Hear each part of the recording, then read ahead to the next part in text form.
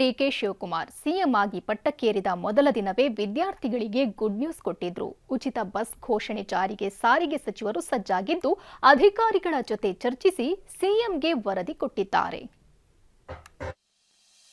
ಉಚಿತ student pass ನೀಡೋ ಬಗ್ಗೆ ಸಾರಿಗೆ ಸಚಿವರ ಸಭೆ.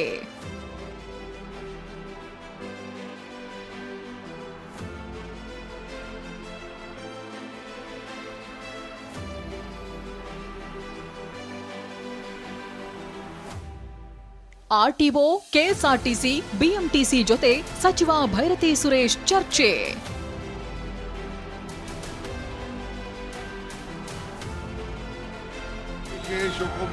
ಡಿಕೆ ಶಿವಕುಮಾರ್ ಸಿಎಂ ಆಗಿ ಪ್ರಮಾಣ ವಚನ ಸ್ವೀಕರಿಸಿದ ಬೆನ್ನಲ್ಲೇ ಮೊದಲಿಗೆ ಗುಡ್ ನ್ಯೂಸ್ ಕೊಟ್ಟಿದ್ದೇ ವಿದ್ಯಾರ್ಥಿಗಳಿಗೆ.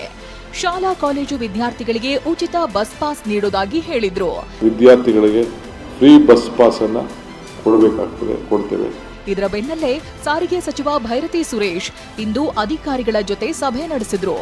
ಶಾಂತಿನಗರದ ಕೆಎಸ್ಆರ್ಟಿಸಿ ಮುಖ್ಯ ಕಚೇರಿಗೆ ಆಗಮಿಸಿದ ಭೈರತಿ ಸುರೇಶ್ ಕೆಎಸ್ಆರ್ಟಿಸಿ, ಬಿಎಂಟಿಸಿ ಸೇರಿ 4 ನಿಗಮಗಳ ಜೊತೆ ಸಭೆ ನಡೆಸಿದ್ರು. ಇಂದಿನ ಸಭೆಯಲ್ಲಿ ಪ್ರಮುಖವಾಗಿ ಸ್ಟೂಡೆಂಟ್ ಬಸ್ ಪಾಸ್ ನೀಡೋ ಬಗ್ಗೆ ಚರ್ಚೆ ನಡೆಯಿತು.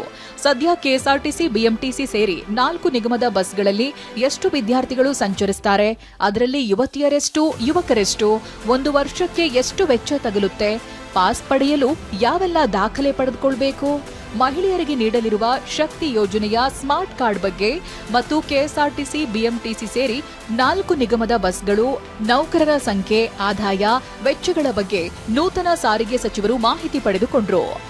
ಸಭೆ ಬಳಿಕ ಮಾತನಾಡಿದ ಸಾರಿಗೆ ಸಚಿವರು ಉಚಿತ ಬಸ್ ಪಾಸ್ ನೀಡೋದರ ಸಾಧಕ ಬಾಧಕಗಳ ಬಗ್ಗೆ ಚರ್ಚಿಸಿದ್ದಾಗಿ ಹೇಳಿದ್ರು. ಇನ್ನು ಕ್ಯಾಬಿನೆಟ್ ಅಲ್ಲಿ ತೀರ್ಮಾನ ಆಗಬೇಕು. ಫಸ್ಟ್ ಕ್ಯಾಬಿನೆಟ್ ಅಲ್ಲಿ ಇಂಪ್ಲಿಮೆಂಟ್ ಮಾಡಬೇಕಲ್ವಾ. ಎಷ್ಟು ಜನ ವಿದ್ಯಾರ್ಥಿಗಳಿದ್ದಾರೆ, ಯಾವ ಥರ ಅವರಿಗೆ ಪಾಸ್ ಕೊಡೋದು, ಅವರಿಗೆ ಸ್ಮಾರ್ಟ್ ಕಾರ್ಡ್ ಕೊಡೋದು, ಇದೆಲ್ಲ ಆಗಬೇಕಲ್ವಾ. ಎಲ್ಲ ಪ್ರೋಸೆಸ್ ಮಾಡ್ತೀವಿ, ಈಗ ತಾನೇ ಮಾಡ್ತಾ ಇದ್ದೀವಿ. ಸಿಎಂ ಡಿಕೆ ಏನೋ ಫ್ರೀ ಬಸ್ ಪಾಸ್ ಘೋಷಿಸಿದ್ದಾರೆ. ಆದರೆ ಸಂಪುಟದಲ್ಲಿ ಚರ್ಚೆಯಾದ ಬಳಿಕವಷ್ಟೇ ಫ್ರೀ ಬಸ್ ಪಾಸ್ ಸಿಗಲಿದೆ. ಈಗಾಗಲೇ ಶಾಲಾ ಕಾಲೇಜುಗಳು ಓಪನ್ ಆಗಿದ್ದು ವಿದ್ಯಾರ್ಥಿಗಳು ಫ್ರೀ ಬಸ್ ಪಾಸ್ಗಾಗಿ ಕಾಯುತ್ತಿದ್ದಾರೆ.